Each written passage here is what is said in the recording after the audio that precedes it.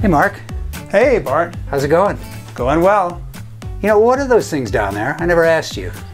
Oh, these are hand fans. They would have been used at baseball games back around the turn of the century. Seriously? They were basically freebies. They would be given to the fans on a very hot summer day, and the ladies in particular like to use them. I do declare I got a case of the vapors.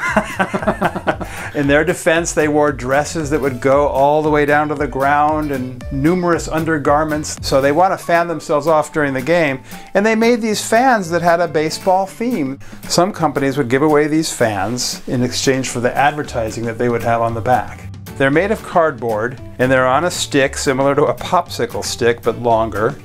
So it's not the most durable thing in the world, and since they're from the turn of the century, you can imagine how hard it is to find them in good condition. Yeah, these are so cool when you get up close. Yeah, the detail's pretty amazing. This one would be from just past the turn of the century.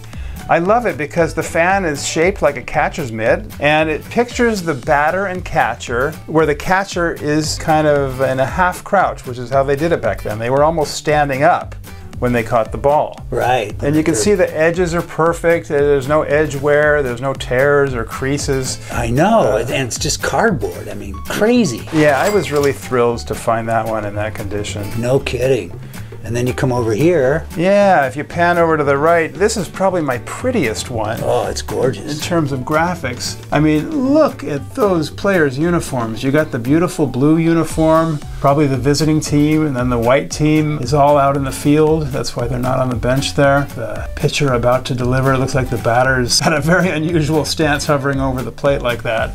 But it is interesting. Again, the catcher is not in a squat. And then look at the positioning of the umpire behind the catcher. He's a little off to the side and standing up. So this really captures an early game scene, probably the 1890s. And you can see this one has advertising. It says, home run for Bicknell and Neal, the clothiers. That's how I read it. Right. I like because the stick is so much longer and a little more durable. This one's a little higher quality. This actually came from Bill Mastro's collection. He owned the biggest auction house at the time, and I guess he liquidated some of his stuff. A lot of history to this piece, and just a gorgeous work of art.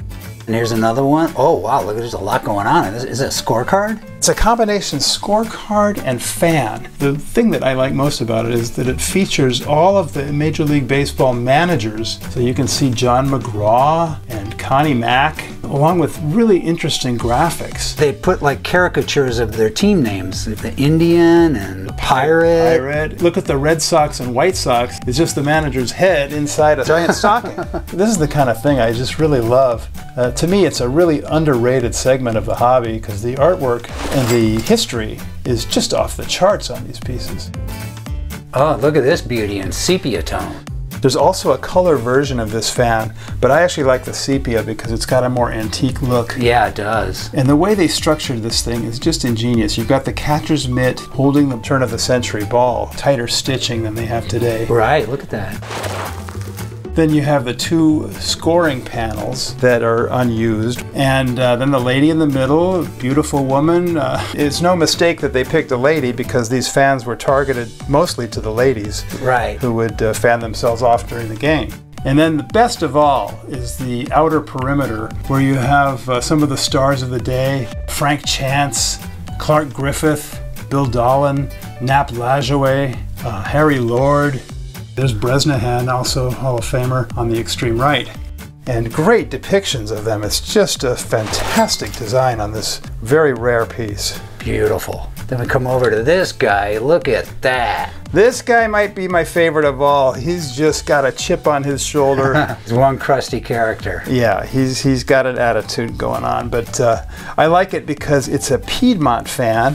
Piedmont, of course, one of the tobacco companies that produced the tobacco cards from 1909 to 1911. The tie-in to the cards is really cool in addition to a beautiful fan.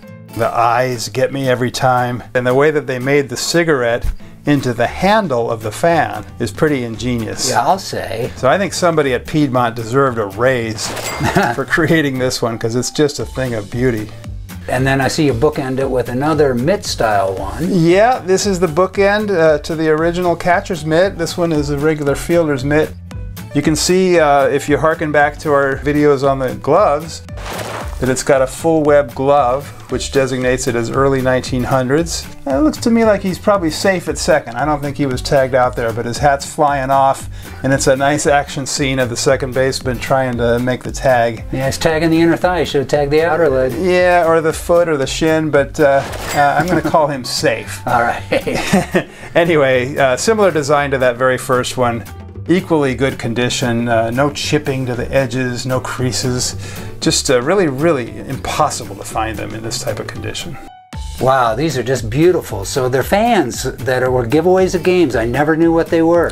Yeah, they are actual fans used by fans. Yeah. It's an underappreciated segment. This hobby has so many wonderful segments to it, and this is one that just rarely gets talked about. They will appear in auctions every now and then. If it's a good condition, you grab them. Oh, no kidding. Well, that was enlightening. Thanks, Mark. Thank you.